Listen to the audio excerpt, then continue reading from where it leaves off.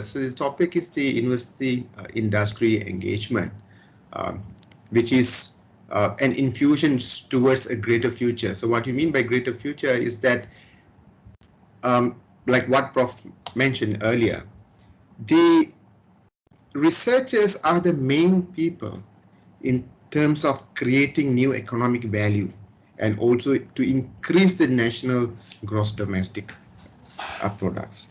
So hence, we need to ensure that whatever research outputs that we have can be commercialized to achieve the goal that has been set not only within the universities but also by the government as well. Now, with that, what we have created is there's a module to understand what are the challenges, what are the requirements that is needed in the university industry engagement. Now, you might be thinking it's only for commercialization. Not really, actually. So what we have done is that in the module, because to achieve the commercialization, you need to understand the need by the community, the need by the industry players, right? So what we have done is that in the module is to look into the overall perspective from the research until it is patented and commercialized. So all those factors has been covered in the module, which will be shared, and I'm trying to provide a gist or summary of that module in the presentation. So what we will do is that I will try to complete within an hour, and then we will have a question and answer sessions towards the end. And of course, we have received some questions, and I've reviewed it, and some of the questions I will try to cover within the 1 hour session. And then if you have further questions, we can discuss it further. Now, bear in mind that the module that is created is not like cast in stone that you need to use it as it is. This is a guide for you to use it so that you can better engage the industry players. And of course, we have so many experts here. It is best that you can provide your feedback to further improve. So what we wanted at the end of the day is that a complete document, right, with the feedback, with the information that we receive from various experts, so that we can provide this to whoever wants to learn more in terms of the university industry engagement. Now, Dr. Jaspal has mentioned, so I'm actually the co-founder and CTO, so I'm not going to go in detail about my background. So let's go straight to the topics, right? Now, there are a few topics that are important for us to understand. In fact, what we have done is that to look into all the existing modules, existing resources that's available. In fact, there are so many resources that talk about how best we can engage industries. Now, when you say engage usually is a term that is used in a one-way type of communication, but in this context, engagement is more like a collaboration model. Okay, so I'll cover 5 topics in this presentation. The first one is to look into a successful engagement model that's already exists. So we don't have to recreate the wheel again. We just need to make use of the existing, see how best we can fit into our local environment.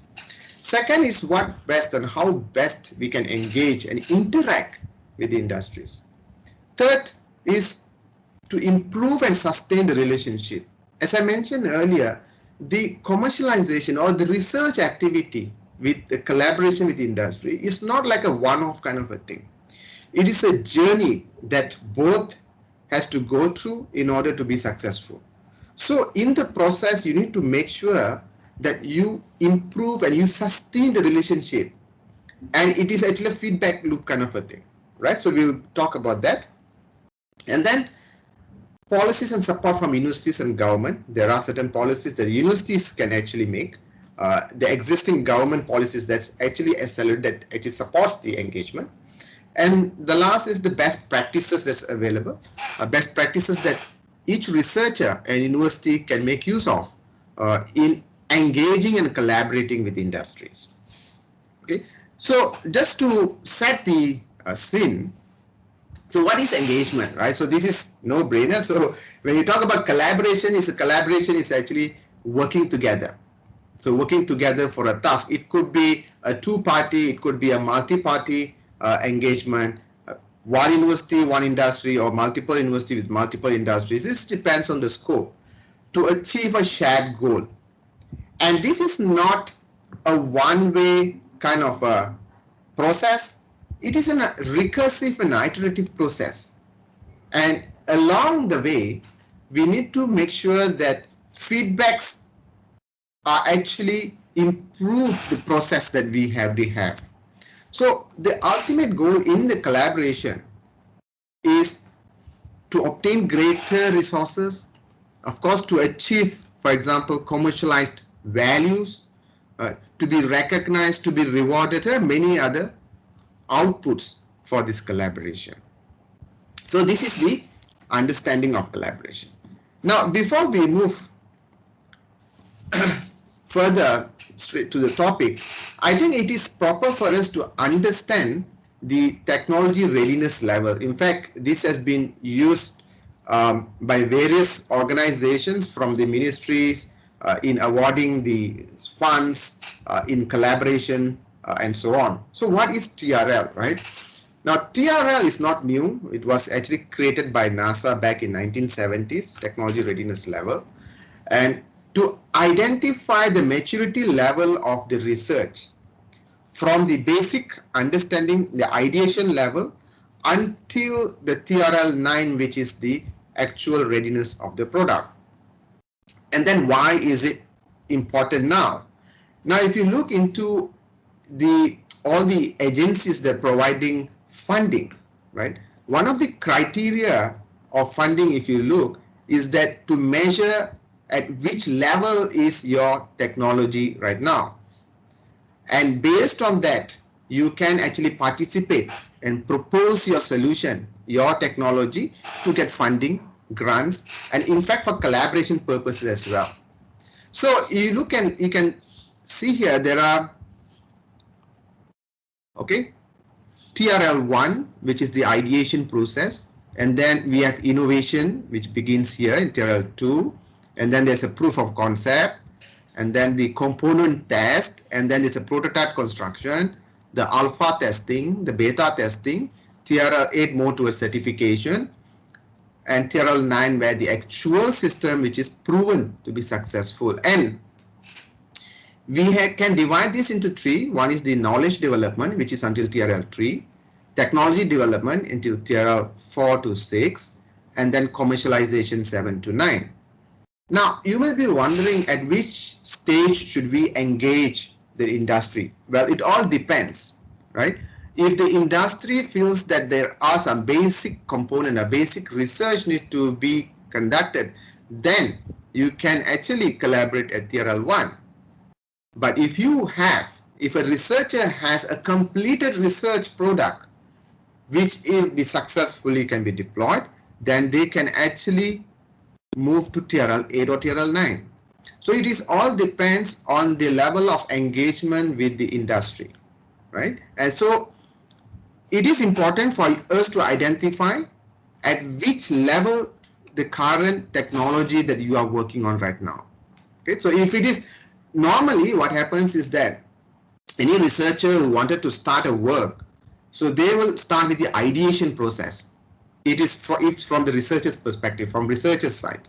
But if you get a feedback, right, of improving certain aspect of the existing solution, then maybe it could be from the component or the prototype construction. So this is a loop back mechanism that we always need to engage with the industry to ensure that we are at the right TRL, and so that we can also use this to engage the ministries or the agencies that provide funding. Okay, so this is the two important things. One is the understanding of what collaboration and understanding of a TRL level. So let's move on straight to the university industry engagement model. Now, there are so many models that's already there. So we do not want to actually create a new model, but we want to use existing models to better improve the way that we do things. So what are the models that best suit us? So I was looking around and then I find this Lambert model of business. Now, Lambert, even though it's a bit old, this is by Lambert. I think it's back 2003, where he actually evaluated, he did a research on the existing university industry business model in UK. And I feel that, oh, that's excellent. So there are actually existing work that we can actually apply here. And this is actually a summary of that particular report, which I will capture here. And this actually provides a benchmark for us to work on and provide the best model that we can use. Now, what are the summary? Right, so the first one is that it stated the best form of knowledge transfer is actually a talented researcher who moves out of the university and into business. Now, we are not telling that all the researchers have to go out, from lecturing and teaching and go out into a business. No, that's not the way it is. What it says move out is that we need to move up from the existing mode of working in the university, which is the teaching alone. Of course, some university focuses solely for teaching, but I think nowadays all the universities are also focusing into research. So if we can actually create talents, in fact, all the researchers are talented. They are expert in their own fields, right? So if we can actually create these talents in terms of providing new products or new solutions, in fact, new fundamental research, which is relevant for the industry, which can make use of the outcome of the research into a new product or services, then that is an excellent way that the university could have. So we need to create an environment for it. We cannot expect a researcher, a young researcher who joins a university suddenly become an entrepreneur, right? So the environment must be set. So that is the first summary of that model. The second one is that most exciting collaboration arises because like-minded people getting together. So this is also important. What do you mean by like-minded people? Now, like-minded people is those who work in the same field. How do we do that? Well, of course, most of the time we go to conferences. For the past 1 year, maybe it is less, but we can still do, like this webinar, meetings, specific topics, and so on. So if you can do this like-minded people gathering, then we can actually create exciting collaboration. Don't think that or a research problem can arise by sitting down, individually and reading papers. Yes, you can, but it would be better if you discuss with certain people in the same industry. For example, I'm the IT field, so I know what is the problem, what is the future going to be based on reading and so on. But I would not know what other industries would want to work on. So that is the reason why there are so many webinars, so many conferences, meetings, and so on. We need to spend time on those things. Now, encourage academics and business people to spend more time together. Even though, the core business of university is teaching, and of course some universities are research universities, we should allow researchers, academic to meet, spend time with business people. Spend time here is not necessarily go out for dinner or lunch. No, not only that, but engage the industry players, give talk to them, okay, give seminar to them. This is how you engage and get idea of business problems that each researchers can work on. And the fourth one is innovation process is a non-linear. It is not a one way where I have a research outcome, I pass it on to an industry for them to build. No. Okay. So it is an iterative process. You need to work together. You need to get a feedback from the industries in terms of where to improve and how to improve, so that you can actually get more information from the industries. You can generate more intellectual property along the way. Next is diversity is good, both in mission and funding. So not looking into one aspect of it, sometimes it's a multi-department, multi-expertise that is required. This reminds me of interaction that I had with a professor from US. This was a few years ago. So he said that, you know, there was a research which is at that time was being commercialized. This is a nano robot that is being created to actually kill cancer cells. Amazing. Now I asked, so who actually involved in this development of this nano robot? So he said that it is a computer science expert, it's a biotechnology expert, it's a medical expert, an engineering expert. So it's a multi-field collaboration, and as well as an industry who actually will take that particular innovation into product. Now, why we need this diversity is that sometimes we will be thinking our solution is great, but imagine if you work with the other experts, you can actually you can add value to the existing research that you have. Okay. Next is that proximity matters when it comes to business collaboration. Yes, important. Proximity, of course, when you talk about last time, we do not have the technology like right now, right? We do not have, you know, WhatsApp and all those things. But proximity here means is that you need to engage the industries frequently. There are so many ways. It is better if a physical proximity is nearer, because you can go and visit them and so on. Next is a collaboration need more careful and consistent management. I will talk some of the aspects that's summarized here later. Knowledge transfer requires institution to put in place a new mechanism. See, this is university's role, or any department that works or that provides support for the researchers.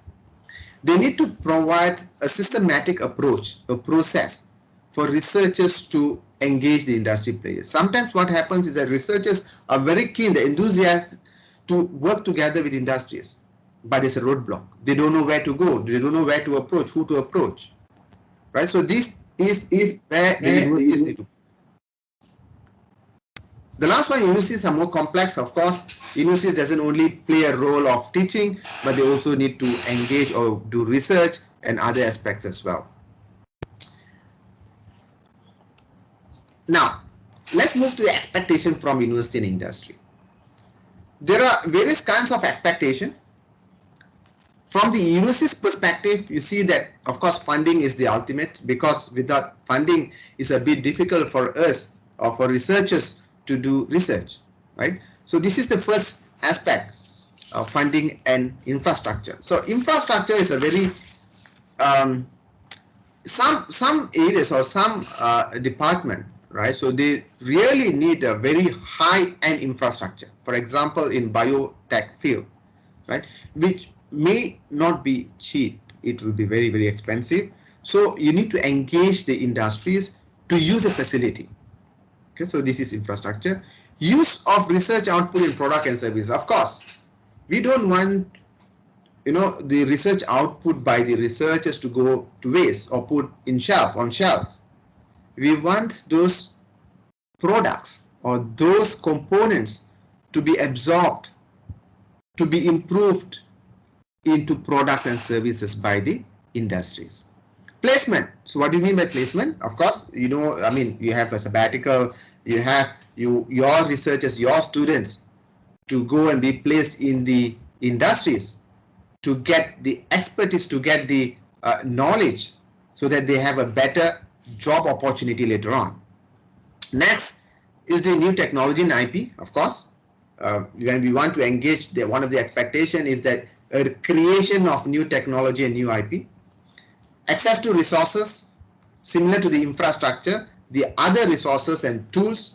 Sometimes you need to have some software or some specific tools to use for conducting research, and academic advice. So in terms of industry expectation, some are actually the same. For example, access to resources, new technology. But what industry will really want is a solution to a specific problem that they have. Now, most industries, right? So in a multinational organization, of course, they would have their own research arm, but SMEs or mid-scale companies, they do not have the resources to really look into the the solution for a problem. So this is where, as a university researcher, you can help in actually getting this problem solved. Market aligned courses, this is talked about in many events. Market aligned courses and skilled manpower. Industry feels that the current skill manpower is not sufficient or is not competent enough. So we need to understand what exactly that is required. For example, by the UN report on the future jobs, right? So World Economic Forum on the future job. It says that 8 out of the 10 jobs are related to IT field, and it is related to data management of data analytics, and so on. So the landscape of skills requires are changing. So this is where you need to get a feedback from industries, okay, expertise and IP and technology. Now, in order for us to, I think this is a bit small, so let me just go through this diagram here. So in order for us to move on, so we need to understand what are the roles by each of the entities within the collaboration.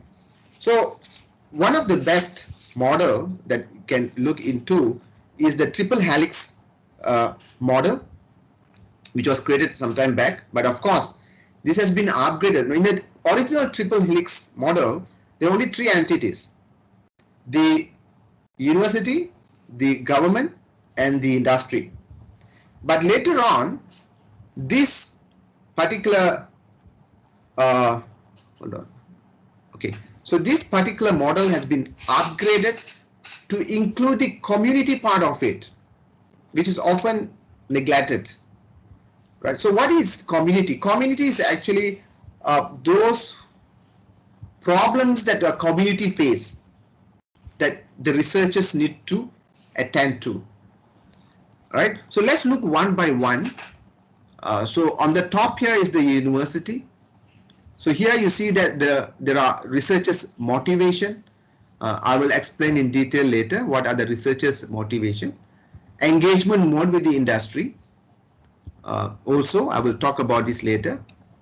And then here in this box is the various industry sectors. There are large companies, SMEs and vendors, and multinational companies.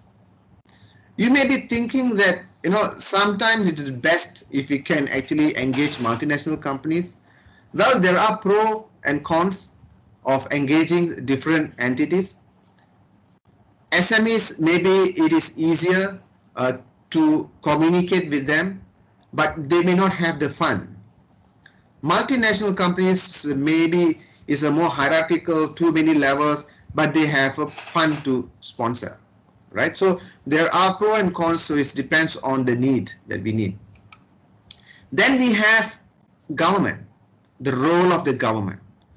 So one of the important aspects of government is to bring together the industries and the university to identify what is required, right, in terms of University Industry Higher Education Collaboration Council.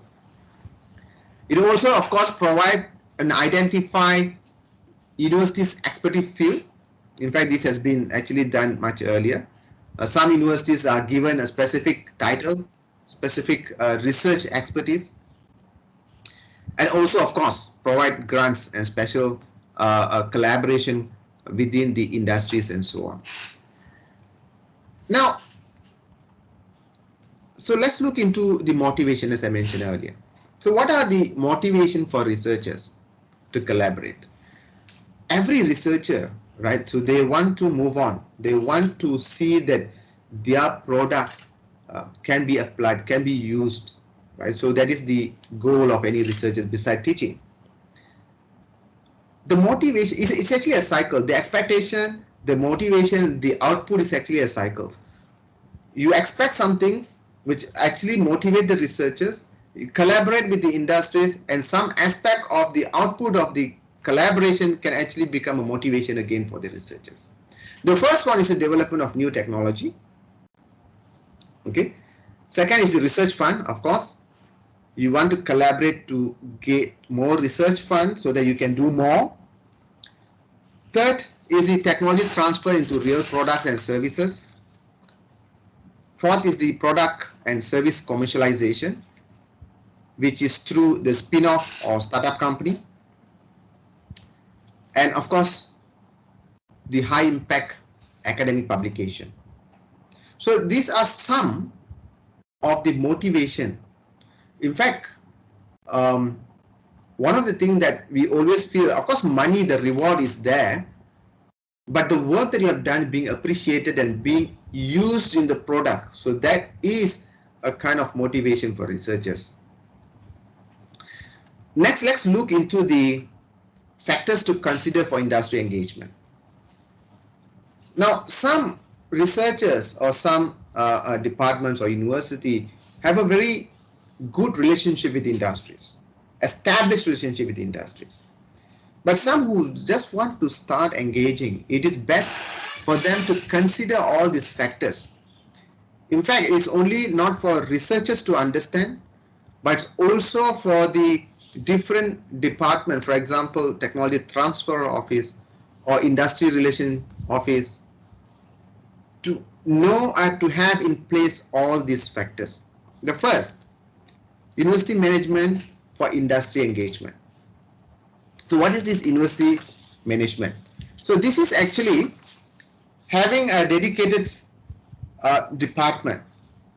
Not many, I think all the established universities have this. Okay, for example, the technology transfer office, which I think Prof. Fatima will actually elaborate in the webinar 5 later on. So this is important. So what happens is that when a researcher wanted to get assistance, there need to be a place for him to get all the information. Information in the sense of what is the legal aspect of it that they need to look into. How best, or what are universities' policies on intellectual property, which is shown here, right? What are the policies and publication right and dissemination of existing research results? Sometimes universities are very stringent in terms of what can be published, what can be patented, and so on. So there must be a clear guideline for those things. Contract template, right? So there is a generic contract template for the researchers to engage the industries. Next is that review of research on existing technology. This is on the existing research that's already available. So you don't want to create another research that's already been carried out. So you want to improve on the existing research. So you need to understand those things. You need to make sure that all the research activity are recorded and make it available for all the researchers. Next is industry support and commitment. This is important.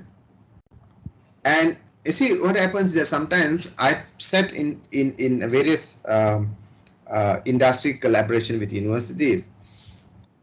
You need to be truthful. You need to make sure that you tell upfront what is the capability. Sometimes when we engage, or when university engage the industries, and more so when there's a fund involved, some industry player will claim that they can do everything. Same goes for the researchers, right? So must be very clear on what is the strength of the industry, and make sure that you do a background study, which I will talk about later, of the industries that you are collaborating. Okay, so next is the experience of industry with research institution. So you need to ensure that there is an experience, that there sometimes there's a new industries that wanted to join, to be part of the collaboration. By the same time, there are experienced researchers, experienced industry players, with the research institution. Next is prior engagement with industries, expectation from industries, and project results dissemination. Now, this is quite crucial, the number 10, project results dissemination. One of the goals of researchers is to publish high impact journals or high impact publication. But industry's perspective, you need to look into how fast they can actually translate the work into commercialized product. So you need to strike a balance. You need to get permission from industries if it's involve a collaboration on the same work, on what aspect that you can actually publish and what aspect that you can actually use it to patent the file. Sometimes there's a cooling period that you need to consider, and all that information need to be captured properly in the contract agreement. Okay, so let's move into the success factors. In fact, these success factors in the collaboration, which was actually outlined by Dowling, also from UK. So they have few success factors. First one is that establishing strong and trusting personal relationship. You may be, sometimes we feel that success factor is that the number of journals, the number of IPs, how much you monetize, how much do you commercialize.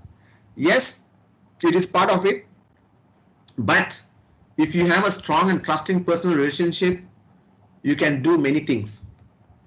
Second is that shared vision, goals and objectives are defined, setting in place clear expectation.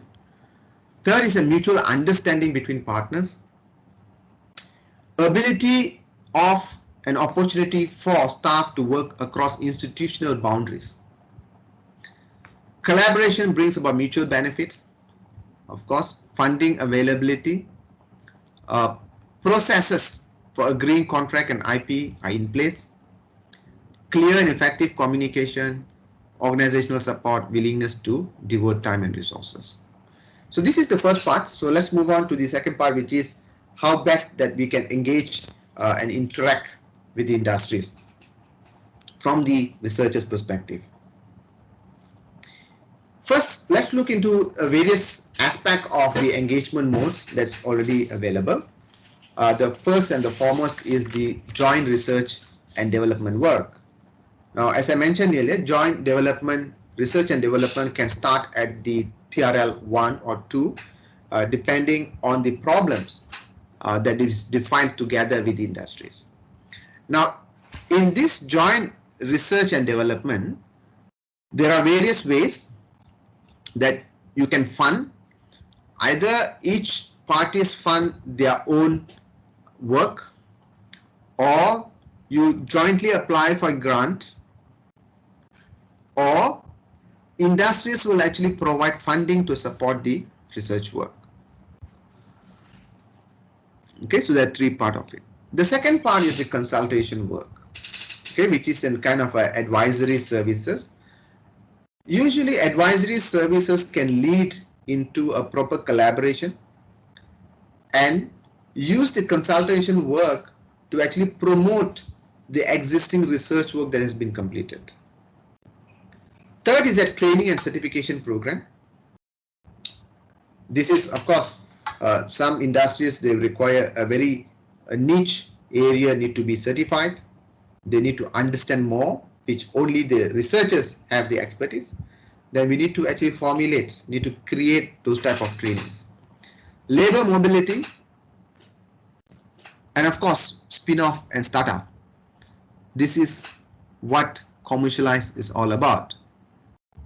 If you have a product, right, so you can always engage the industries, and if it's a common goal that needs to be achieved, you can always spin off a new company, or you can do a startup on the particular project. Okay, in fact, there will be a separate webinar on this spin-off company later on. Next, you understand the engagement modes. There are engagement levels. So there are three different engagement levels. Again, this is actually adopted from the University Industry Demonstration Partnership Program. There's a very extensive research, not only research, documents that is being used by various industries in this. So there are three engagement levels. The first one is the transaction. So in the transaction level is kind of a one-way.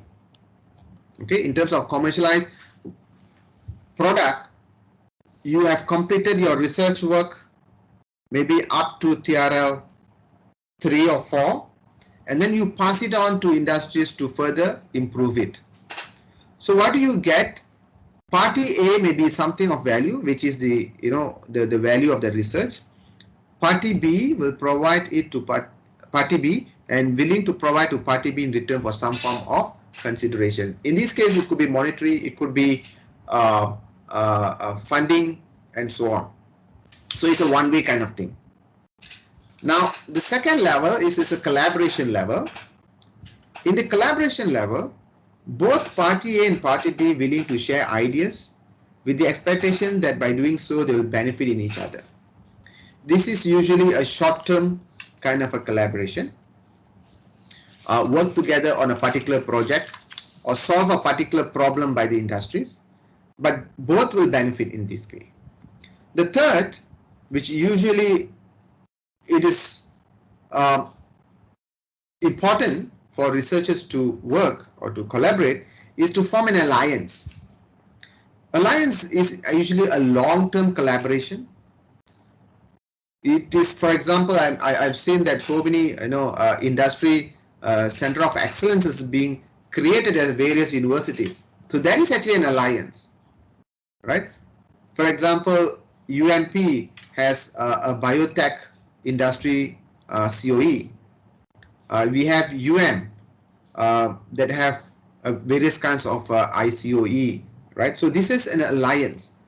So by having this, it's easier to reach these industries, to understand what is the expectation from the industries.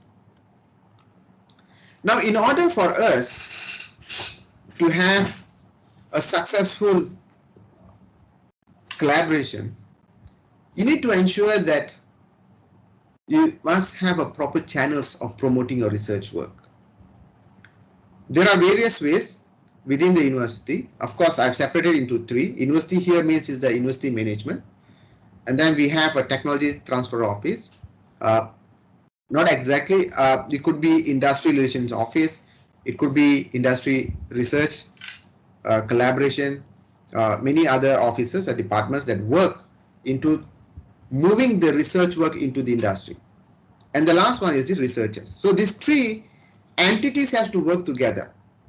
So what is the role of university, right? The role of university could be appointing industry advisors, for example, okay, from the experts from the industries. See what happens in the industry expert, right? It is always at the high level. It doesn't trickle down. So any decision that is done by the industry has to trickle down to researchers so that they understand who are the industries that they can partner with easily. Okay. So what are the other roles of university? I've seen some excellent, some universities who actually publish their research work. They publish the IPs that they have generated, the status of it. I will show an example in the next slide. Universities can also come up with a program, right? You list down all the patented IPs which has been filed and granted, and allow industries to come in and select and use those IPs in their product. So this is one way. Technology Transfer Office, of course, this is actually the glue between the university and the industry. A lot of work within the Technology Transfer Office. So they actually strengthen or market the university research to the outside world, be it local or overseas. and all the legal entities, legal agreement, contractual agreement, or arranging a complex collaborative research agreements is all done within this office. And of course, researchers are the best agent of marketing their own work. How? It could be formal or informal. It could be through various channels. When you go for conferences, you go for meetings, you do a collaboration, you do a consultation work for the industry, or it could be informal as well. So there are various ways now. So we have technology that we can make use to promote the work that has been accomplished by the researchers. See, most often what happened is before we have all this, Facebook, we have Twitter and so on, excellent research works are not made known to outside world. Why? Because they don't know how to approach. They don't know how to promote their research work, how to commercialize, how to translate it into a commercialized entity. Now, there are so many channels, but make sure that you don't actually reveal everything to the outside world. That's also important. Why I said so is that, see, for example, this portal here, this is called an IP mall. Okay, just give me a minute. Okay, so this is an IP mall, right? So it's from MMU. In fact, I've seen other IP malls. This is just an example. They have actually structured in a very simple, easy to use or easy to explore.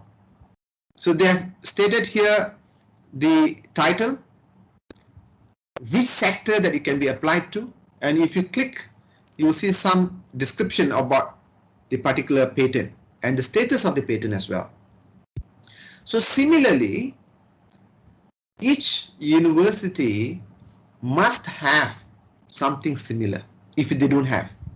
Most of it, yes, they do, but make sure that it is known to the outside world.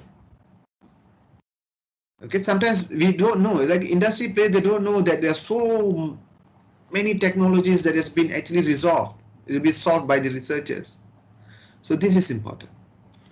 Next, let's look into how we can improve and sustain the relationship in the commercialization world. What are the benefits of having good relationship with industries, right? Of course, long-term funding. Sometimes industry wanted to test how good you are, right? How cooperative are you in terms of this relationship, so that they can actually fund more, so that you can actually jointly apply for research funding. Okay. Next is a market access. See, the core work of researchers are within the university. That means is that within the teaching and then the fundamental research. Leave the market access to the industry players. And industry players have a very good market access depending on which industry that you are in. Okay. Join spin-off company. Yes. Very rare, but it is possible.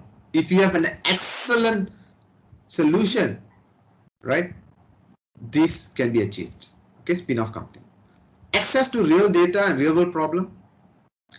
Now what this means is that industries usually have the real world problem, which is actually shielded from the researchers, because researchers focus on the fundamental research and thinking that the way that they do things can be applied immediately to the real world. Maybe that's not the way. We need to also get a feedback mechanism from the industries. In fact, they are those people who know what is the real problem. Researchers be able to connect theory to practice, of course. Increase employability of graduate researchers. Access to high-tech technology and facilities, if I mentioned earlier. And attachment and placement for graduate and undergraduate academics. Okay, so if you have this collaboration, you can do many more things. Okay, now one of the aspect which is always left out is to have an effective communication. Not that I wanted to teach about effective communication. I think it is important. It is important for us to understand a proper method of communication, especially when you want to collaborate with a foreign organization, because their culture is different. The work culture is different. The expectation is different. So fundamentally, you need to know, you need to understand what is their expectation, what is the culture of their work. That's the first one. Second is a proper channel of communication. And I don't think so we need to deliberate further on this. There are so many ways that you can exchange information. Have a proper channel. In sometimes, don't overly do, meaning that you don't have to, update them every day. Not necessary. That is overly, right? There must be a strategy, how frequent that you can update them, how to communicate with them, face to face. We can do Zoom, you can do various video conferencing, but do have a proper channels of communication. Regular and timely discussion. Yes, this has to be captured in the agreement when you want to commercialize your product or even for the research work. Put in detail how frequent that you want to update them. What is your expectation from them? Okay. Contact point of information or communication. See, in a large collaboration with a multi-party, everyone tend to be a contact point. It is preferable to have one single contact point so that communication is exchanged properly, and you don't want a miscommunication happen. Okay, and don't use a third party to communicate with the industry players. Okay, access to management. What this means is that once in a while, you need to provide access for the industry players for the higher management. The reason being is that you need to let the management know what the work that you are doing so that they can actually have a better decision making process. And it also provides a kind of I would say reward system for them as well. Okay, truthful and information exchange.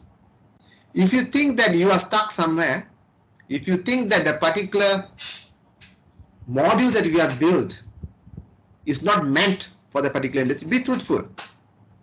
Okay, this is important. Next, let's look in the success map criteria. The success map criteria, which was there are two parts. One is the top part. In the top part here is the success map, and the bottom one is actually metrics to evaluate. So there is an input. Input is the access to resources, the researchers, and so on. And then the process, the operational process. Once you sign an agreement, what is the operational process for it? And then the output, and what is the impact of it? Okay, so this detailed explanation is given in the module, so I'll skip this because I've covered this in the best practices later on. Okay, now this is also quite critical.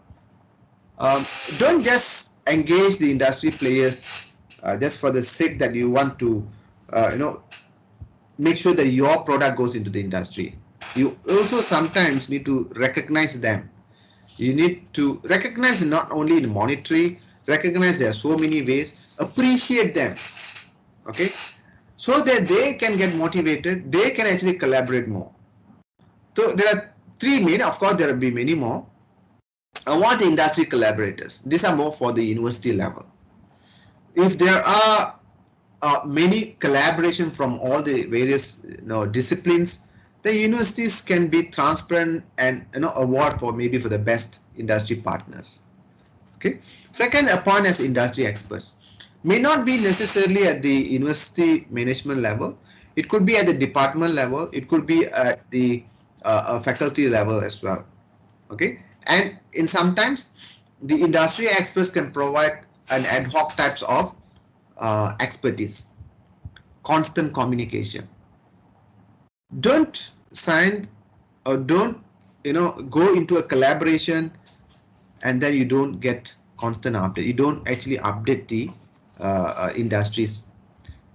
Right? So sometimes what happens is the industry player, they'll be waiting for information. They'll be waiting for the update. It's a kind of recognition as well. That means you appreciate their work. Okay, so let's look into policies and support from university and government. So these are just a guide to formulate policies at the university level, especially when you want to commercialize your product. The first one is the intellectual property. What are the policies of intellectual properties? Intellectual property here is also refers to industrial design, trademarks, copyrights. Is there a policy in university to look into this? Some universities I've seen, yes, they have. Some maybe it's an ad hoc basis, but it is good to have. I think it's must have a policy. Second is the publication. When and what can they publish? Sometimes universities do not allow some aspect to be published because it's a patent pending, right? There's a restriction for it. So you need to know what is the when to publish, what information can you publish. Commercial exploitation. This is I mentioned earlier, establishing a TTO like division or department or office and have a proper structure for commercialization of product and services. Distribution of financial returns, reward system, right? I've seen, for example, UITM, okay, UITM, they have actually have a policy in terms of the reward mechanism. Reward here not mean cash only, but also reward in terms of their KPI. How much star they will get for each of the successful collaboration with the industry. It is divided based on the amount they get, how many publications, how many technologies they have actually created, how many commercialized product, and so on. So a proper structure must be in place. In fact, for distribution of financial return as well. When you successfully commercialize, right, the return from the industry, the financial return from the industry, it to be proper. How much goes to the university, how much goes for the researchers and so on. It must be transparent. Okay. Dispute resolution. Of course, we hope that any collaboration will be smooth sailing, but sometimes there will be dispute along the way, right? Especially when you are talking into commercialized terms. Sometimes industry, they'll play smart, right? They will try to tweak here and there, say that this is not part of the IP. So must be very careful in terms of what you put on paper. And if the dispute arise, right? So what is the policies for that? If you need to appoint a mediator, then go ahead. The last one is the breach of agreement. What if, right, an industry breaches an agreement? Very rarely happen, but we need to prepare in case this thing happens, right? Of course, government agencies, there are many.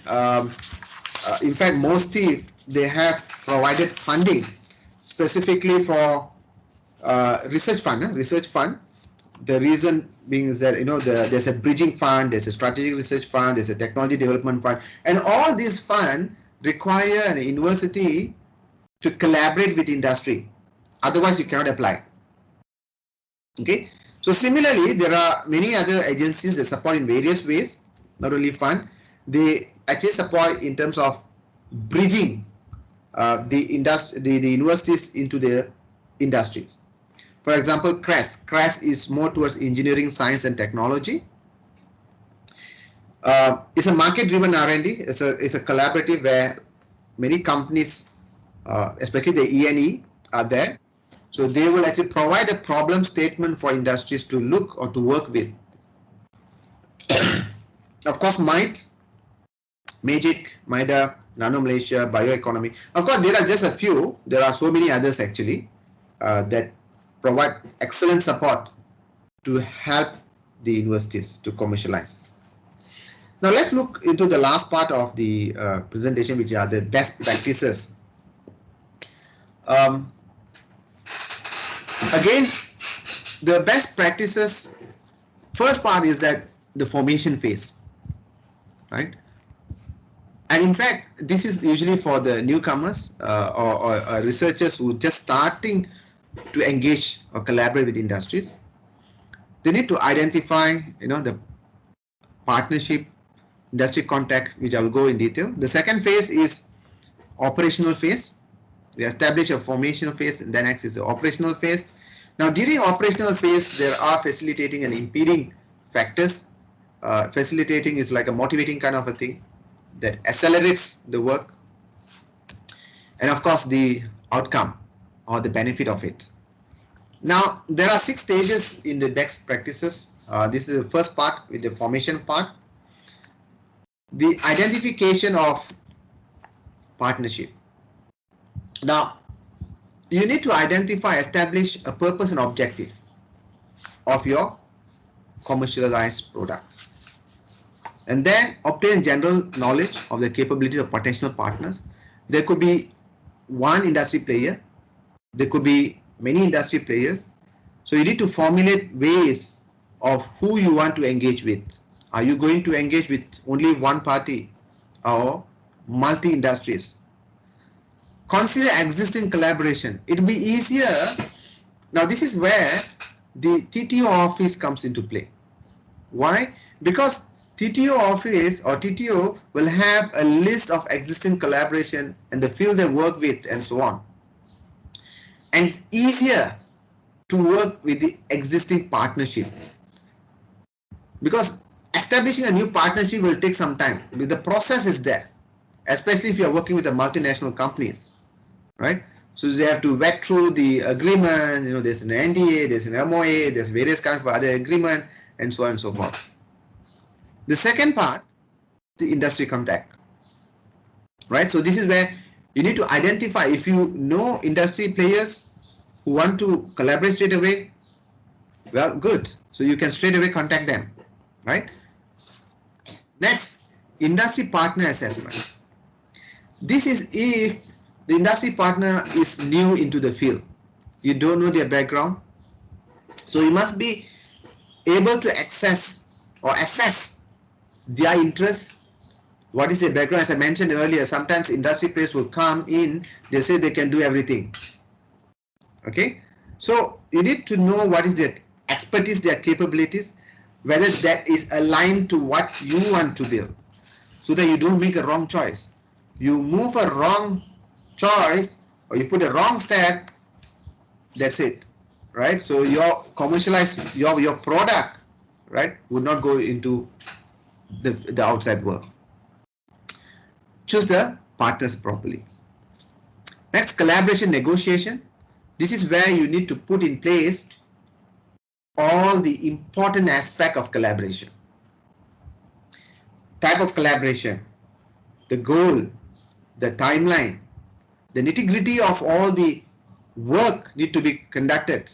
Sometimes it is maybe one-sided. Industry will take existing product and then put it into their own. But most, you need to know, you need to work together. So you need to establish a proper mechanism. Define management and administration partnership, right? Specify the agreement, specify the milestone, measures, indicators, and so on and so forth. So all that, I know it will be a time consuming. Some people may have a lot of things that you need to consider. Yes, especially when you have, if you think that you have a module or product that can be successfully commercialized, you need to put in place all those things. And this is the role of Industry Relation Office or TTO. Next is agreement signing. This is straightforward. And of course, the last step is the operational phase. In the operational phase, you execute, of course, through various communication. We have meetings, regular meetings, and networking, constant update on those things. Communication I've explained earlier. Sometimes a specific training is need to be conducted as well, especially the industry players. See, you are researcher are the experts in that field, but industry player, they will not know the detail of what modules that you have created. So you need to provide the training so that they can be up to mark and they can quickly adopt and use the technology that you have built. Personal mobility, movement of mobility, of course, employment and commercialization. So now the process is, sometimes you think that the output of your work can immediately go into a product and commercialize. It's not that easy. Of course, I think we have experts here. We know so many researchers here who actually successfully commercialize. The process is a tedious process, right? It's a journey that both has to go through. Again, let's look at the facilitating impeding factors, right? So the best practice or factors, okay, that facilitate, there are many. Sometimes industry player, they say that they have the capacity, they have the resources, but along the way what happens is that resources are reallocated for something else. Now, or in a good case, industries can add more resources. So these are some of the factors that need to be considered. We also need to know the capacity and constraint of SMEs. SMEs do not have deep pockets. Okay, they would also want to collaborate to jointly apply for funding. Okay, legal issue and contractual mechanism, treatment of confidential and proprietary information, moral responsibility, okay, and versus restriction. Next is management and organization issue. Most time, right, the collaboration fails because it's a proper management or lack of management, lack of proper management. And it will not only affect at the researcher industry level, it will also affect the university as well. Because what happens at the level of researchers collaborating with the industries, if it is not successful, the industry will have a different opinion of the university itself. So you must be good at managing the collaboration. Issues related to technology, very rare. If you identify the industry, the right industry players, they will actually assist you in terms of technology that is needed, tools that is required to build the modules into a product. Political, very rare. Political here means is that what are the government policies? What is this? Any specific legislation? For example, you're talking about engineering, right? Is there a specific frequency that you can or cannot use, right? So these are all the things that, and other issues as well. Now, so let's look at one or two of the collaboration that, there are so many.